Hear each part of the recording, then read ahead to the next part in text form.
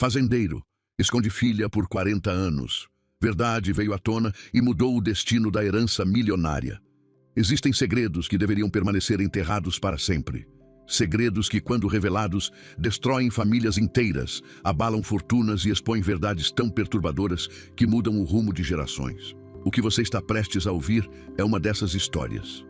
Uma história real que aconteceu no interior do Brasil, onde a terra vermelha guarda mais do que plantações de café.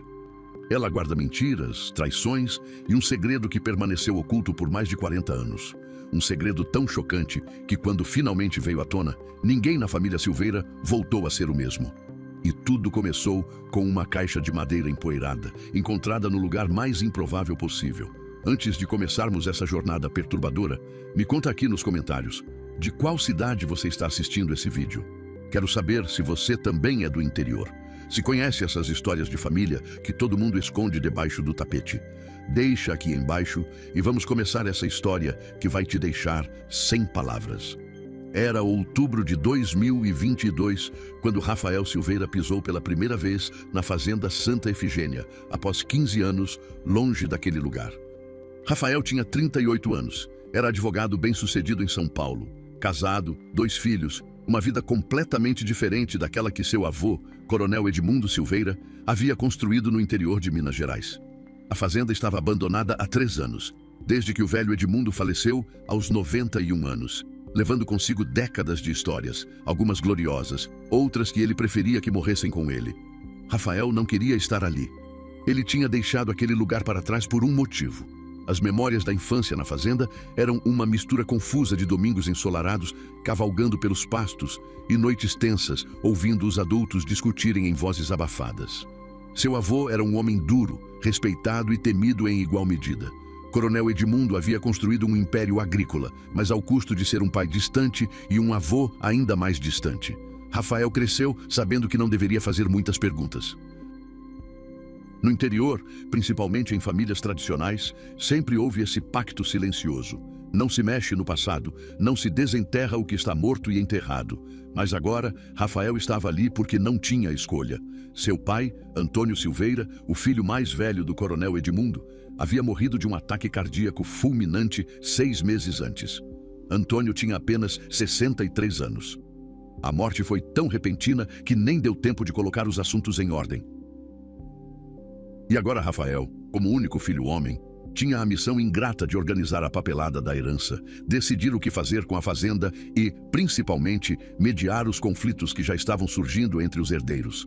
A família Silveira era grande e complicada. Além de Rafael, havia seus 3 primos, Júlia, filha de sua tia Márcia, a irmã do meio do seu pai, e os gêmeos Felipe e Fernanda, filhos de seu tio Rogério, o caçula. Todos queriam sua parte da herança.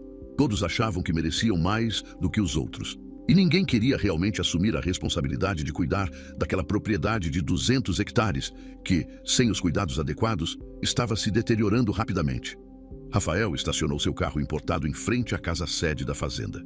A construção imponente, com suas paredes coloniais caiadas de branco e o telhado de telhas coloniais vermelhas, parecia menor do que ele se lembrava. Ou talvez ele que tivesse crescido e o mundo tivesse se expandido tanto que aquele lugar que um dia pareceu enorme, agora era apenas uma casa velha no meio do nada. As janelas de madeira estavam fechadas, algumas venezianas penduradas tortas nas dobradiças enferrujadas. O jardim que sua avó, Dona Helena, cuidava com tanto zelo estava tomado pelo mato. Tudo ali cheirava a abandono e fim de uma era. Ele pegou a chave enorme e antiga que o advogado da família havia lhe entregado e abriu a pesada porta de entrada. O rangido ecoou pela casa vazia. Uma onda de ar abafado e cheiro de mofo o atingiu em cheio. Rafael cobriu o nariz com a mão e entrou, seus passos ecoando no piso de tábuas corridas de peroba. As paredes ainda exibiam os mesmos quadros de sempre, retratos sérios de antepassados Silveira que pareciam julgar quem ousasse entrar ali. A sala ampla, com seus móveis pesados de jacarandá cobertos por lençóis brancos, parecia um cenário de filme de terror. Rafael não era supersticioso, mas havia algo inquietante naquela casa. Não era apenas o silêncio opressor ou a sensação de que o tempo havia parado naquele lugar. Era algo mais profundo, como se as paredes guardassem segredos que não queriam ser descobertos. Ele balançou a cabeça, tentando afastar esses pensamentos.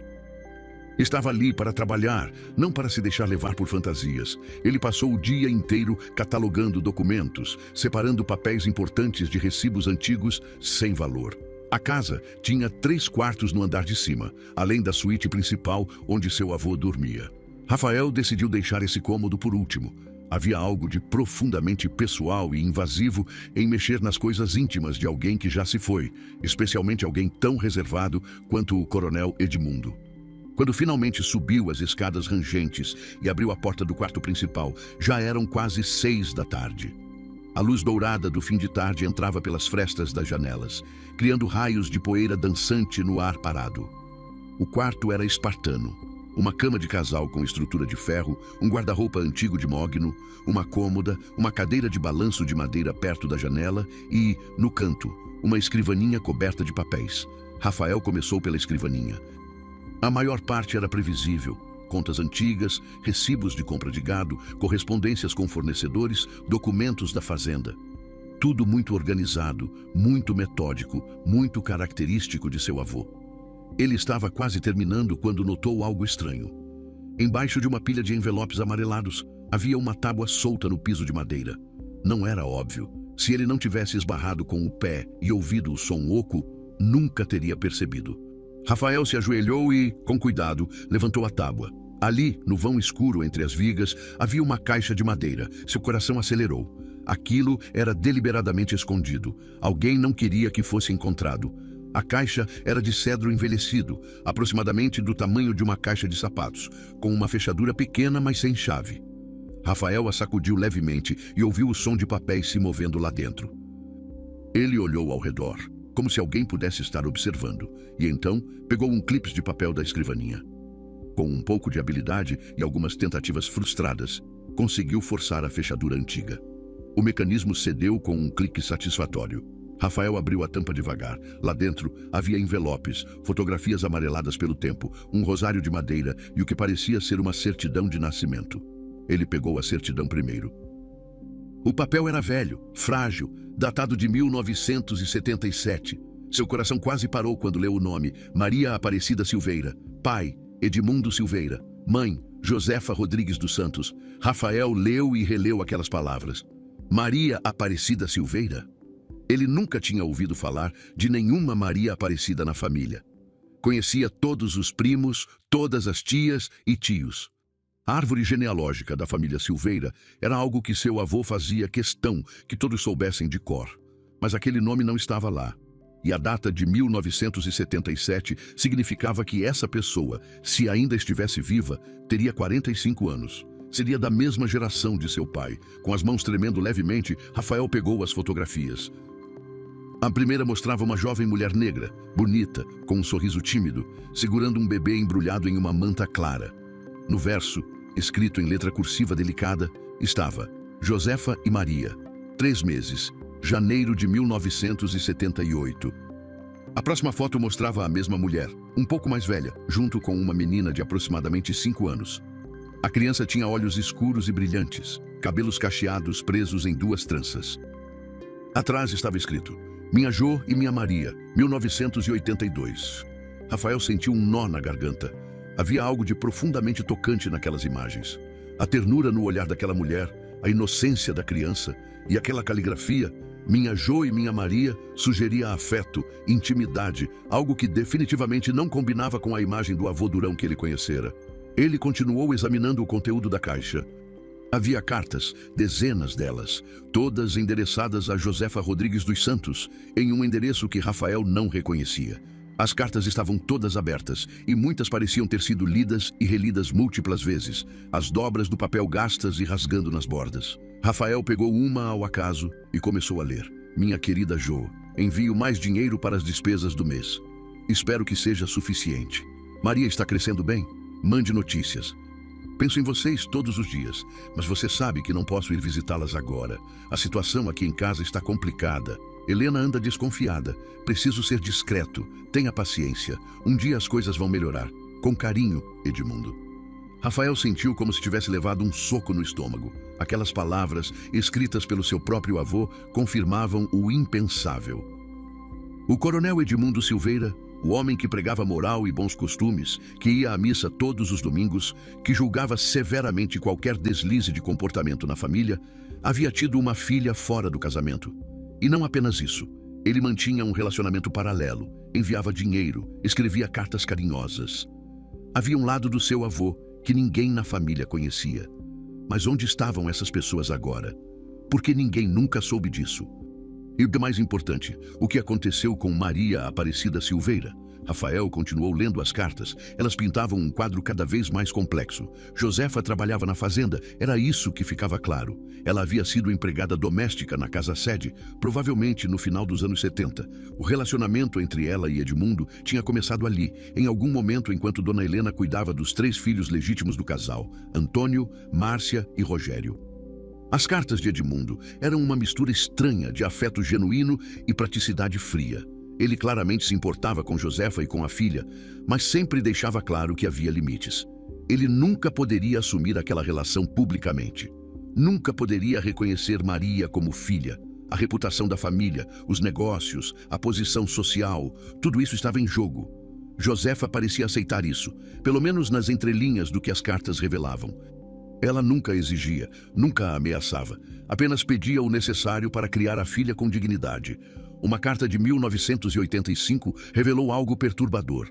Edmundo escrevia: "Jô, você precisa entender que não posso fazer mais do que já faço.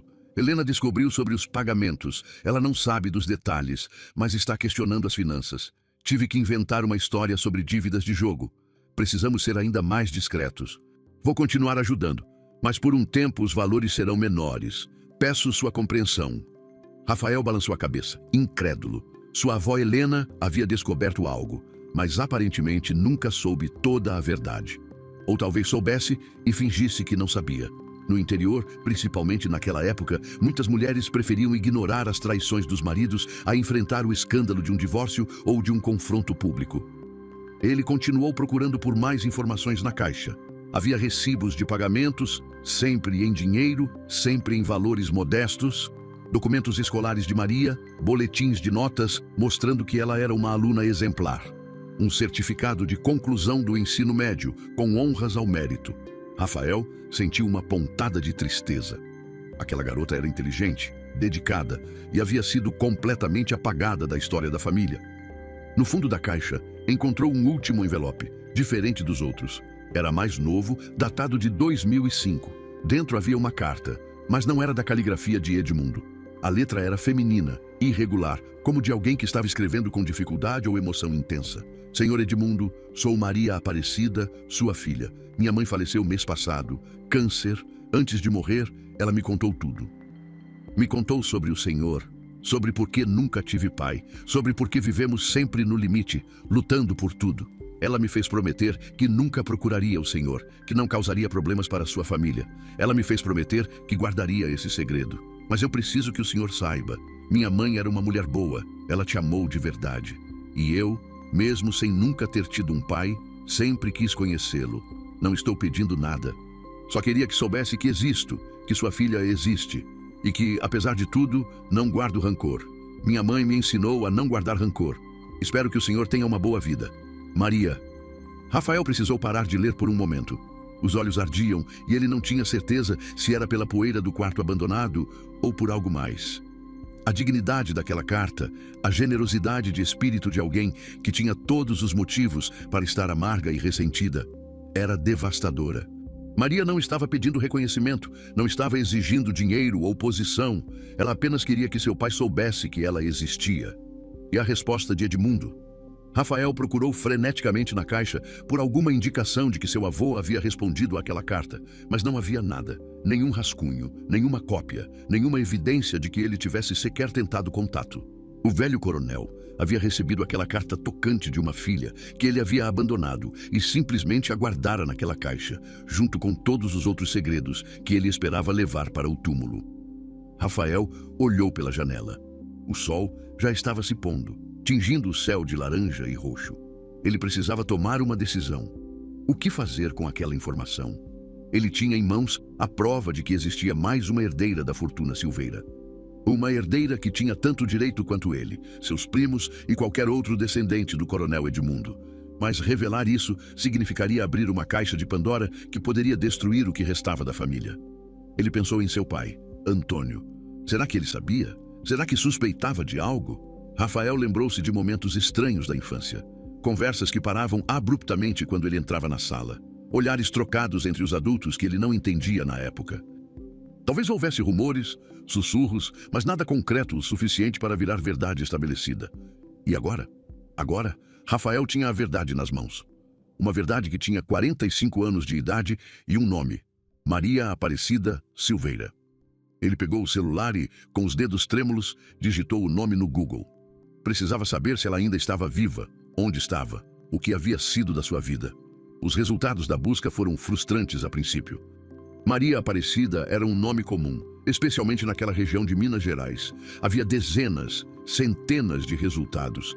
Mas então, ele refinando a busca, adicionando o sobrenome completo da mãe, Josefa Rodrigues dos Santos, e a cidade mencionada nas cartas, uma pequena município a cerca de 50 quilômetros da fazenda.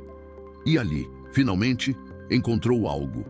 Um artigo de jornal local de 2020, apenas 2 anos atrás.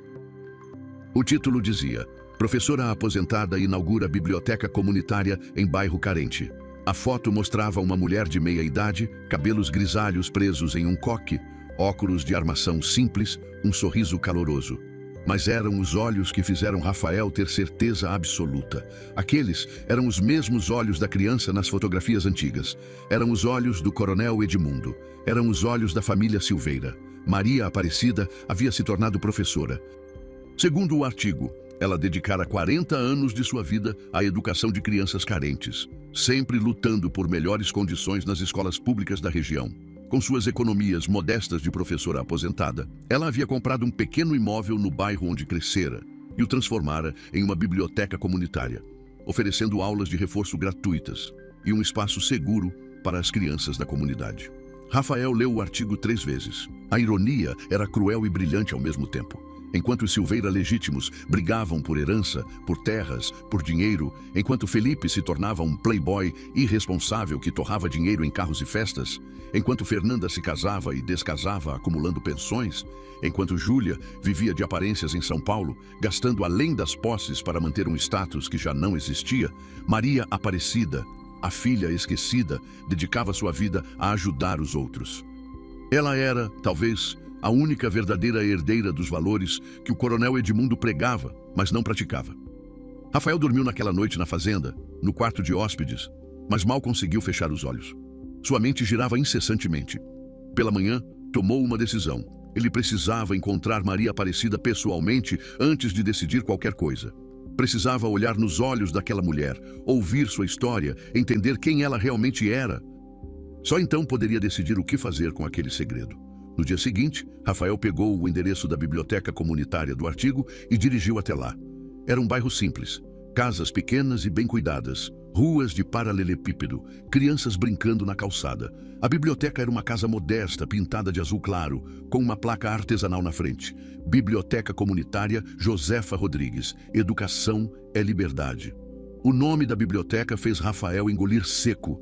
Maria havia homenageado a mãe. A mulher que criara sozinha, que mantivera o segredo até o fim, que ensinara a filha a não guardar rancor. Rafael estacionou e ficou sentado no carro por alguns minutos, tentando encontrar coragem. O que exatamente ele ia dizer? Olá, sou seu meio-irmão, descobri sua existência ontem. Parecia absurdo, irreal, mas ele estava ali, então precisava seguir em frente. Ele saiu do carro e caminhou até a porta da biblioteca. Através da janela, podia ver estantes de livros, mesas pequenas onde algumas crianças estudavam. E lá no fundo, organizando livros, estava ela, Maria Aparecida, sua meia-irmã. Rafael empurrou a porta. Um sininho tocou, anunciando sua entrada. Maria olhou para cima e sorriu, aquele sorriso caloroso da foto do jornal. Bom dia, posso ajudá-lo em algo? Bom dia, Rafael respondeu, a voz saindo mais rouca do que pretendia. Eu gostaria de conversar com a senhora, se possível. É sobre um assunto pessoal. Algo no tom de Rafael, ou talvez em seu rosto, fez a expressão de Maria mudar. O sorriso diminuiu um pouco, substituído por cautela. Pessoal? O senhor é do governo? Algum problema com a documentação da biblioteca? Não, não é nada disso. Rafael se apressou em dizer. É sobre a família Silveira, sobre Edmundo Silveira. O impacto dessas palavras foi imediato e visível. Maria ficou pálida. Suas mãos agarraram a lombada do livro que estava segurando com tanta força que os nós dos dedos ficaram brancos. Eu não sei do que o senhor está falando, ela disse, mas sua voz tremia. Por favor, Rafael disse suavemente. Eu sei sobre tudo. Encontrei as cartas, as fotos, a certidão de nascimento. Sei quem a senhora é e eu só quero conversar. Maria fechou os olhos por um longo momento. Quando os abriu novamente, havia lágrimas neles. Quem é você? Ela perguntou, e havia décadas de dor naquela pergunta simples. Meu nome é Rafael Silveira. Sou neto de Edmundo Silveira, filho de Antônio Silveira. Ele fez uma pausa, deixando que aquilo penetrasse. Isso faz de nós meio-irmãos, eu acho. Não irmãos. Você é meia-irmã do meu pai, então você é minha tia. Maria deixou escapar um riso curto e sem humor. Tia. Que palavra estranha para uma situação tão estranha. Ela olhou ao redor da biblioteca para as crianças que estudavam. Não aqui. Não podemos falar aqui. Tem uma cafeteria 2 ruas adiante. Encontro você lá em 20 minutos. Preciso pedir para alguém ficar aqui. Rafael concordou e saiu. Os 20 minutos seguintes foram os mais longos da sua vida. Ele se sentou na cafeteria simples, pediu um café que mal tocou e esperou. Sua mente estava uma bagunça de pensamentos. Ele estava prestes a mudar a vida daquela mulher. Ou ela já sabia de tudo e havia feito as pazes com isso há muito tempo. Maria chegou exatamente 20 minutos depois, sentou-se em frente a Rafael e o estudou em silêncio por um momento. Você tem os olhos dele, ela disse finalmente. Os olhos do Edmundo. Eu via em fotos no jornal, nas raras vezes que saía alguma reportagem sobre a família. Sempre me perguntei como seria olhar aqueles olhos pessoalmente. E você também tem, Rafael respondeu. Os olhos é de família, aparentemente. Um silêncio desconfortável se instalou. Finalmente, Rafael perguntou, a senhora sabia sobre sua família biológica? Maria suspirou.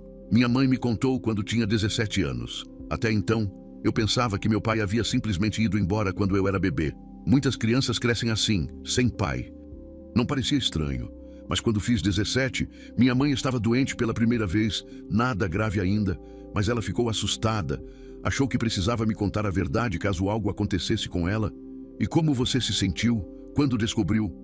Como você acha? Maria respondeu, uma pontada de amargura finalmente aparecendo em sua voz. Descobri que meu pai era um homem rico, poderoso, respeitado, que vivia a menos de 1 hora de distância e que nunca, nem uma única vez, quis me conhecer.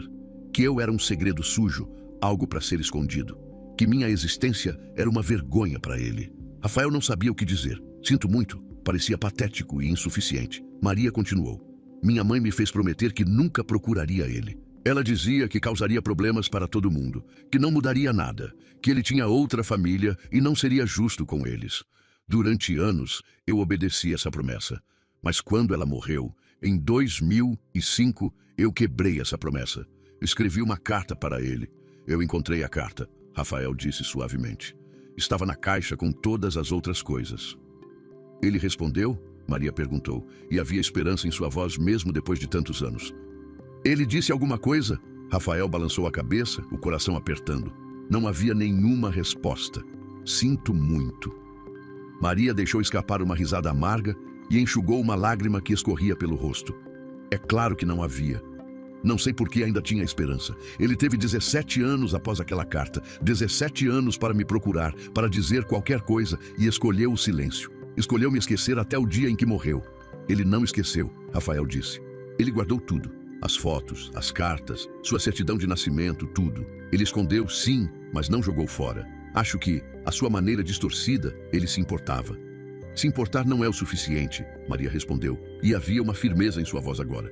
Se importar e não fazer nada é quase pior do que não se importar. Pelo menos a indiferença é honesta. Eles ficaram em silêncio por um momento. Finalmente, Rafael perguntou. Por que você fez isso? A biblioteca, dedicar sua vida a ajudar crianças carentes, com todo o ressentimento que tinha direito de ter? Maria sorriu, um sorriso genuíno dessa vez. Por causa da minha mãe. Ela era a pessoa mais generosa que já conheci. Trabalhava duro, ganhava pouco, mas sempre encontrava uma forma de ajudar quem tinha menos ainda. Ela me ensinou que a melhor vingança contra a injustiça não é se tornar amargo, é se tornar melhor. Eu tive uma vida difícil, sim. Cresci sem pai, com pouco dinheiro, tive que lutar por tudo. Mas também tive uma mãe incrível que me amou o suficiente por 2 pais.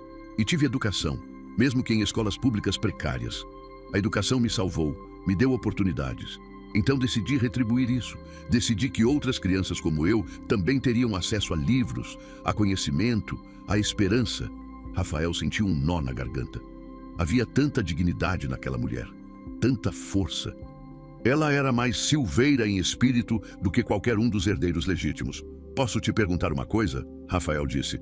Por que nunca procurou seus direitos legais? A senhora é filha reconhecida em certidão, mesmo que não tenha sido registrada com o sobrenome Silveira inicialmente. Poderia ter processado, exigido pensão, herança. Maria balançou a cabeça. Pensei nisso, acredite. Principalmente nos tempos difíceis, quando mal tinha dinheiro para comida, quando via minha mãe se matando de trabalhar. Mas 3 coisas me impediram. Primeiro, a promessa que fiz para minha mãe. Segundo, meu orgulho. Não queria nada daquela família que não me quis. E terceiro, e talvez mais importante, eu não queria virar aquilo que eles provavelmente já pensavam que eu era. Uma oportunista atrás de dinheiro. Mas você tinha direito, Rafael insistiu. Direito legal, sim. Mas não é sobre direitos legais, Rafael. É sobre dignidade. É sobre olhar no espelho e gostar da pessoa que você vê. Se eu tivesse passado os últimos 40 anos brigando na justiça, consumida por raiva e ressentimento, teria virado apenas mais uma pessoa amarga. E aí ele teria vencido, entende? Edmundo teria tirado não só minha infância, mas minha vida inteira. Rafael ficou impressionado com a sabedoria daquela mulher. Mas havia um problema agora, um grande problema. Maria, ele disse cuidadosamente, existe uma questão que precisamos discutir. Meu avô morreu há 3 anos. Meu pai morreu há 6 meses. A herança está sendo dividida agora. E legalmente, com essa certidão de nascimento, você é herdeira. Maria ficou rígida. Não quero. Ela disse firmemente. Não quero nada daquela herança. Passei 45 anos sem precisar daquele dinheiro. Não vou começar agora. Maria, não é só dinheiro, é justiça, é reconhecimento, é o que você merece. O que eu mereço? Maria repetiu, a voz subindo levemente. O que eu mereço é paz, e mexer nisso agora não vai me trazer paz, vai me trazer guerra. Vai me trazer advogados, processos, olhares de julgamento, pessoas dizendo que esperei ele morrer para aparecer atrás de dinheiro. Não, obrigada. Rafael se inclinou para a frente. E se eu disser que quero que você tenha sua parte, não porque você está pedindo, mas porque é certo? Por que você se importa? Maria perguntou, genuinamente confusa. Você nem me conhecia até ontem. Revelar minha existência só vai complicar sua vida. Vai diminuir sua herança e a dos seus primos. Por que faria isso? Porque, Rafael disse lentamente, escolhendo as palavras com cuidado, porque passei a vida inteira ouvindo meu avô falar sobre honra, sobre fazer o certo, sobre a importância do nome Silveira, e tudo era hipocrisia. Ele escondeu você, negou você e viveu uma mentira até o fim. Se eu ficar calado agora, sabendo a verdade, me torno tão hipócrita quanto ele. E eu não quero isso. Maria o estudou por um longo momento. Você é muito parecido com ele, sabia? Nos olhos, no rosto, mas parece ser uma pessoa melhor. Não sei se sou melhor, mas quero tentar ser. Eles conversaram por mais 2 horas naquela cafeteria. Rafael contou sobre a família, sobre como todos estavam brigando pela herança, sobre os primos que Maria nunca conheceu. Ele falou sobre seu pai, Antônio, que fora um homem bom, mas fraco, que nunca teve coragem de enfrentar o próprio pai. Falou sobre tia Márcia, que se casara com um homem violento e agora vivia sozinha e amargurada. Falou sobre tio Rogério, o caçula mimado que nunca havia trabalhado um dia na vida e dilapidava a herança em negócios fracassados. E Maria contou sua história. Contou sobre crescer no bairro pobre, sobre ser a única criança da escola com cadernos novos, porque o dinheiro que Edmundo mandava secretamente era usado com cuidado pela mãe. Contou sobre se tornar professora, sobre ver gerações de crianças passarem por suas mãos, algumas vencendo, outras perdidas para as drogas e a violência. Contou sobre seu marido, um homem bom que morrera jovem de acidente, deixando-a viúva aos 35. Contou sobre seus 2 filhos, ambos adultos agora, com suas próprias famílias, seus netos que ela adorava. Eles sabem, Rafael perguntou.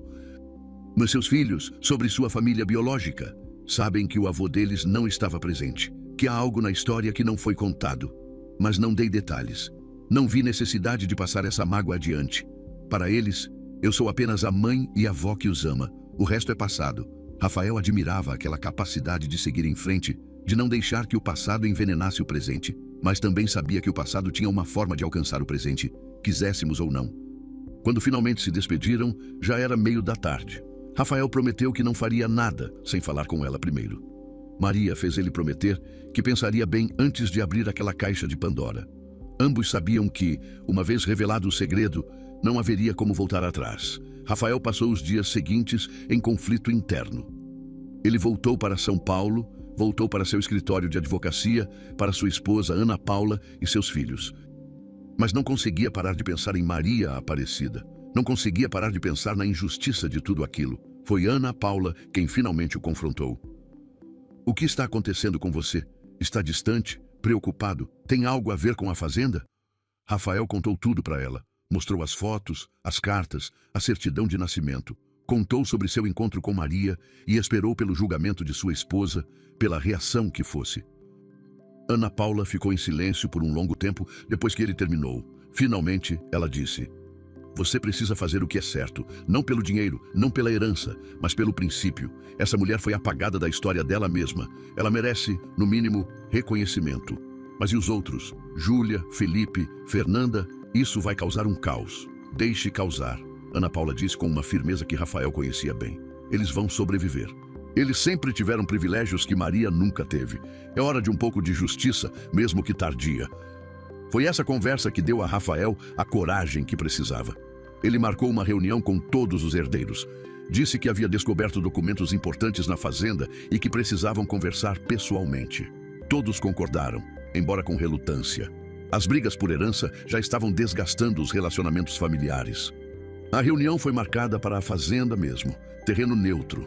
Rafael chegou cedo, levando consigo a caixa de cedro com todos os documentos.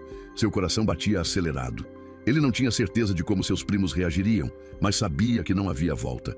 Júlia foi a primeira a chegar. Ela tinha 40 anos, era psicóloga, divorciada 2 vezes, sem filhos. Sempre fora a prima mais próxima de Rafael. Ela entrou na sala com seu jeito dramático usual. "Isso tudo é muito misterioso, Rafael. Do que se trata?" "Vamos esperar os outros chegarem", Rafael disse. "Preciso falar com todos ao mesmo tempo." Felipe e Fernanda, os gêmeos de 35 anos, chegaram juntos 20 minutos depois. Felipe era um eterno adolescente, vivia de mesada da herança do avô, trocava de carro e de namorada com a mesma frequência. Fernanda era o oposto, calculista, casada com um empresário rico, sempre preocupada com aparências. "Bom, estamos todos aqui", Fernanda disse, olhando para o relógio caro em seu pulso. "O que é tão importante que não podia ser resolvido por e-mail?" Rafael respirou fundo. Não havia uma forma fácil de fazer aquilo. "Encontrei algo na fazenda. Documentos que mudam tudo o que sabemos sobre nossa família e sobre a herança." "Dívidas?" Felipe perguntou. Preocupação atravessando seu rosto bonito e bronzeado. "O velho devia dinheiro?" "Não, não são dívidas." Rafael abriu a caixa de cedro e colocou na mesa. "Nosso avô tinha uma filha que ninguém sabia, uma filha fora do casamento, nascida em 1977.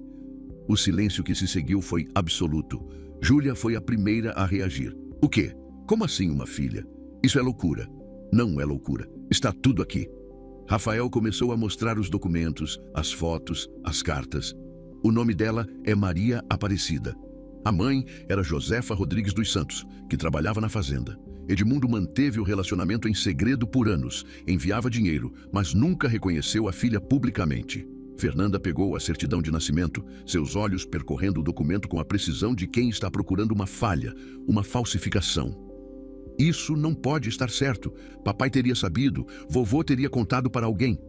"Claramente não contou", Rafael disse. E foi um segredo que ele levou para o túmulo. Felipe estava pálido. "E essa mulher, essa Maria, ela sabe?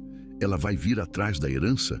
"Eu a procurei", Rafael admitiu. "Conversei com ela. E não, ela não quer nada da herança. Na verdade, ela foi bem clara quanto a isso." "Então por que estamos tendo essa conversa?" Júlia perguntou, confusão evidente em seu rosto. "E se ela não quer nada, podemos simplesmente deixar isso quieto." "Porque não é certo", Rafael disse firmemente. "Ela é nossa tia, ela é herdeira legítima e ela tem direito de saber que faz parte dessa família, mesmo que seja uma família imperfeita." "Tia?"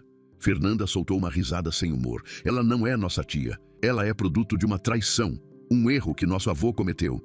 Não tem nada a ver conosco. Ela tem tudo a ver conosco, Rafael rebateu, sentindo a raiva crescer. Ela carrega o sangue Silveira tanto quanto qualquer um de nós. A diferença é que ela teve que lutar por tudo na vida, enquanto nós nascemos com tudo pronto. Ah, e agora você é o paladino da justiça social? Felipe disse com sarcasmo. Quer dar nosso dinheiro para uma estranha porque se sente culpado? Não é nosso dinheiro, Felipe.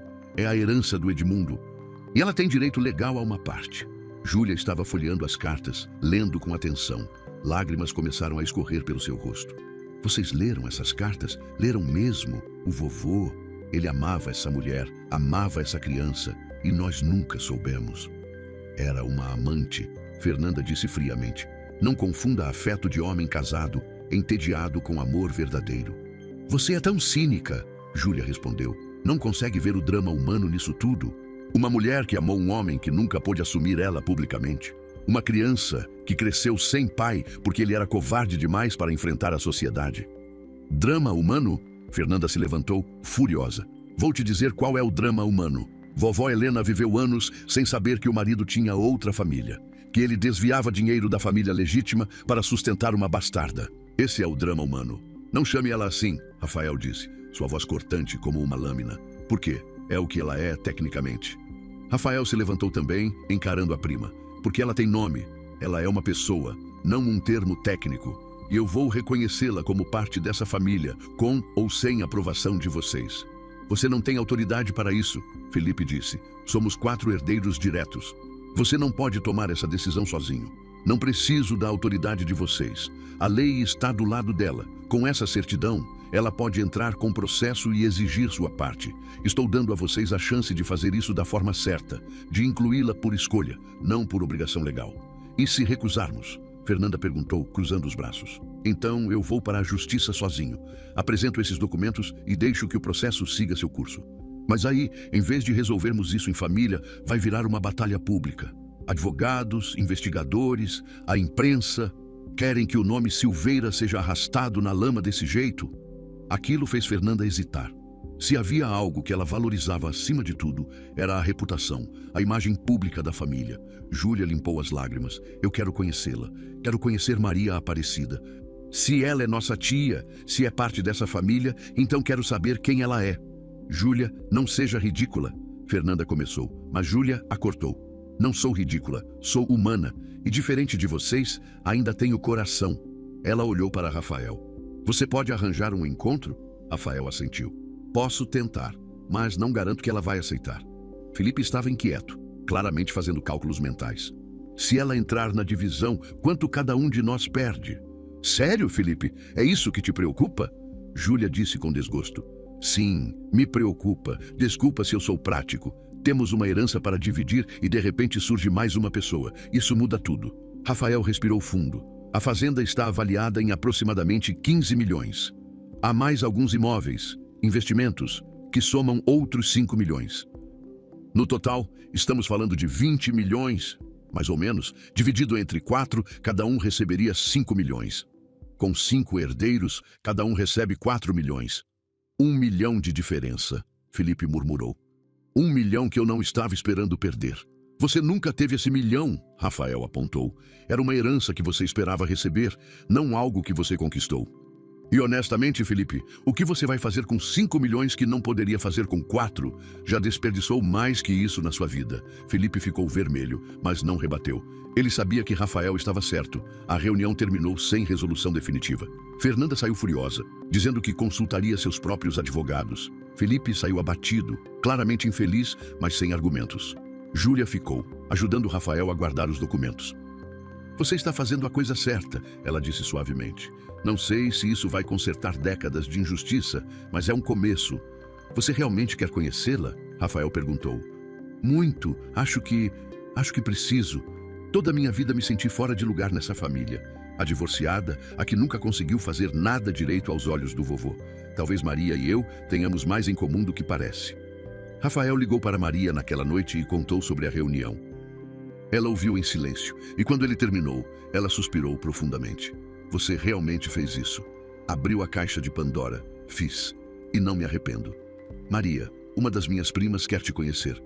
Júlia, ela é diferente dos outros, mais humana. Você toparia conversar com ela? Houve uma longa pausa. Vou pensar. Preciso processar tudo isso primeiro.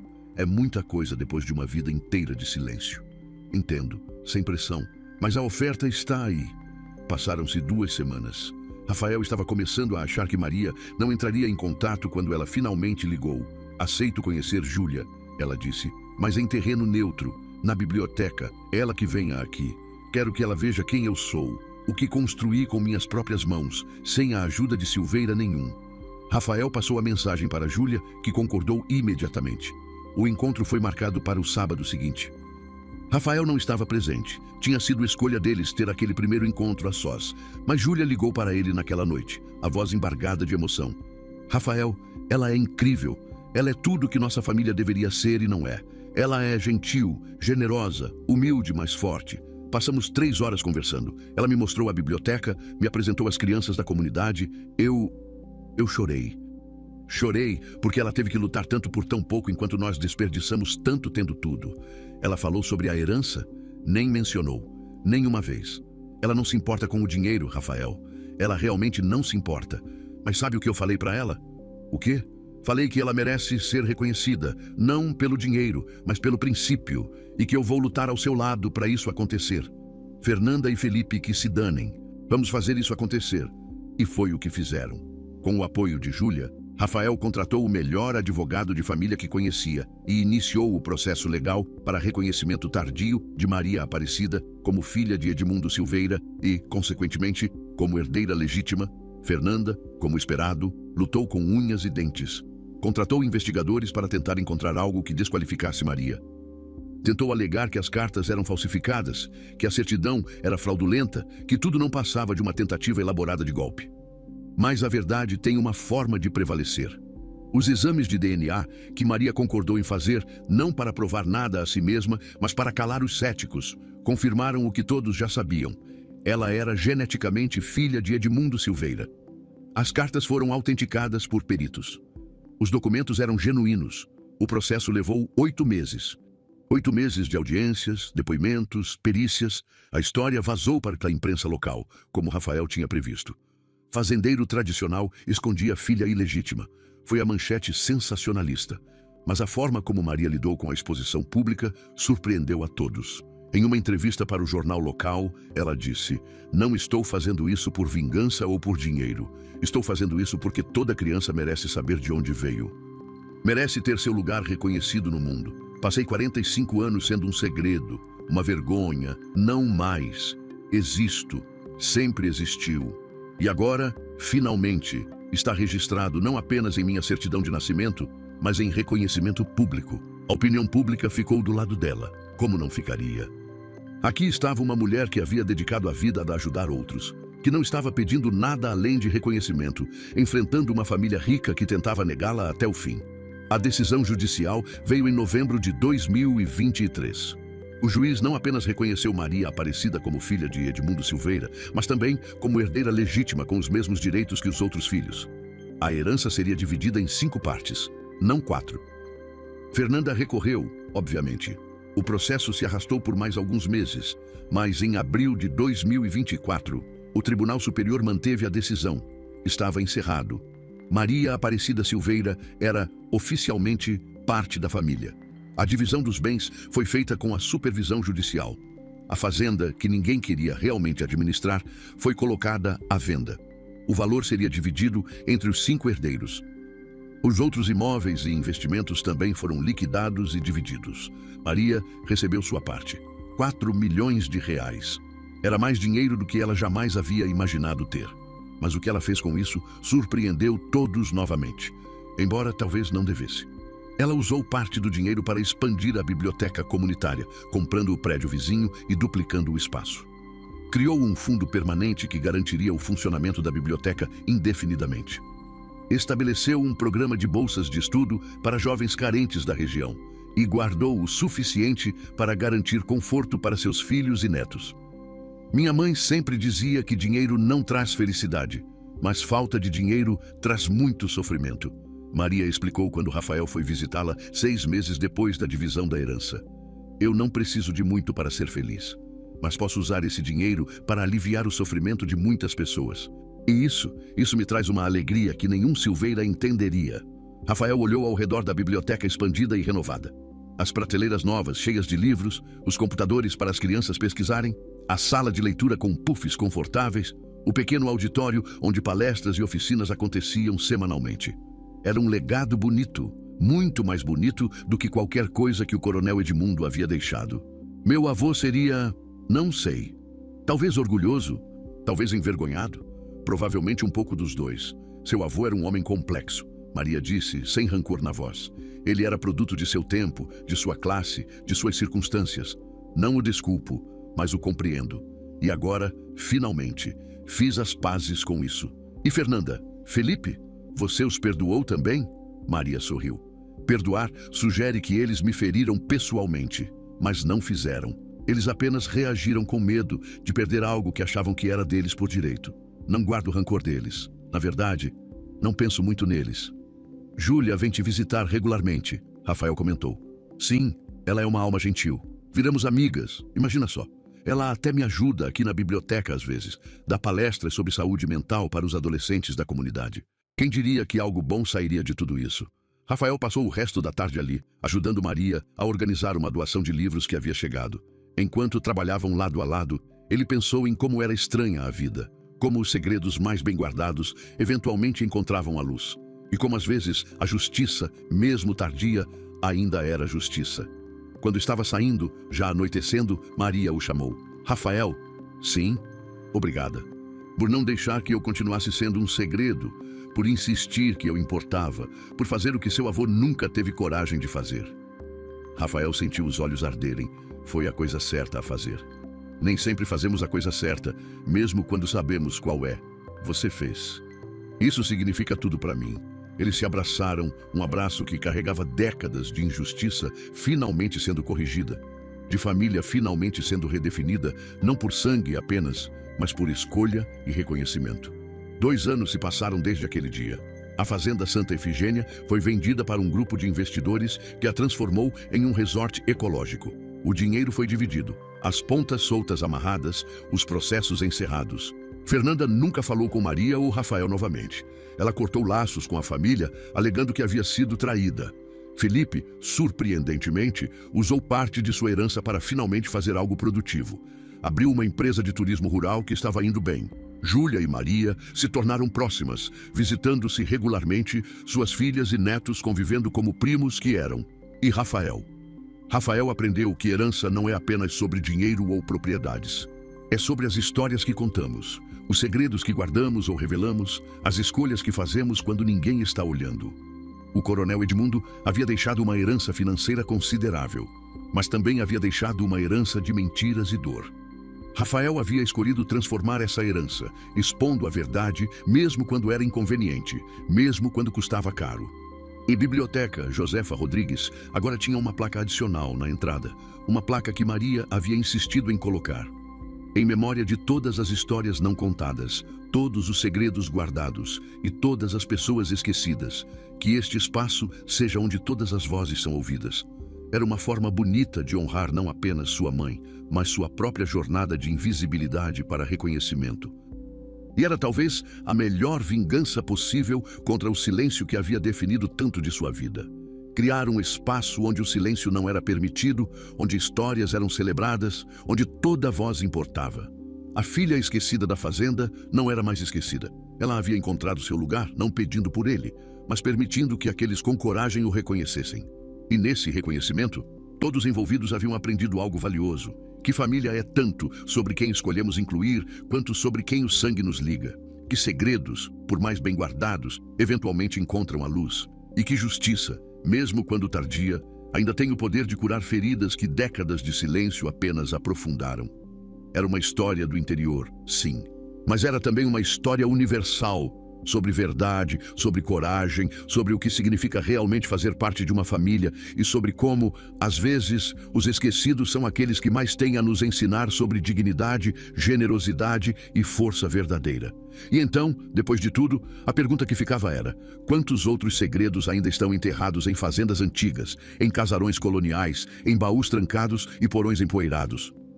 Quantas outras Marias existem por aí, apagadas da história, esperando que alguém tenha a coragem de trazê-las à luz?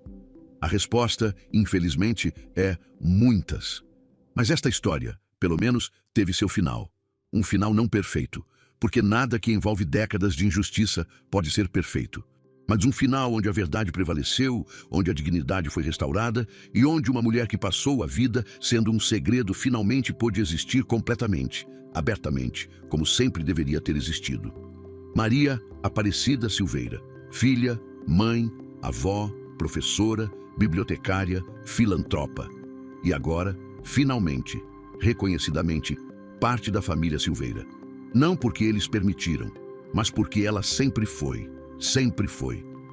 E se você chegou até aqui nessa história, se ouviu até o final essa jornada de segredos revelados e justiça tardia, eu quero te pedir uma coisa.